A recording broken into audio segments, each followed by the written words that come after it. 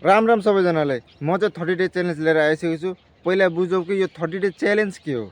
यो 30 day challenge 30 दिनसम्म 500 पुसम्म continue गर्नुपर्ने हुन्छ।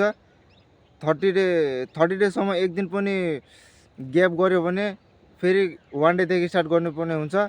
30 डे च्यालेन्ज चाहिँ 500 पुसअप र 100 सेटअप गरेर 2 सेट गर्नुपर्ने हुन्छ। यो चाहिँ म बडी ट्रान्सप्लान्ट गर्नलाई बनाइरहेको छु। यो तपाईहरु पनि म सँगसँगै गर्न सक्नुहुन्छ। कतिको बडी इम्प्रुभ हुन्छ र लास्टमा चाहिँ एउटा सेल्फी हान्नुपर्ने हुन्छ, कतिको इम्प्रुभ भयो के भयो भनेर 30 डेसम्म हेर्नलाई। आजको लागि चाहिँ यति नै। आजको लागि चाहिँ यति नै। मलाई सपोर्ट गर्दै जानुस्। तपाईहरुको सपोर्टले नै मलाई मोटिभेट हुनेछ। ल आजको लागि त्यतिले, बाई बाई।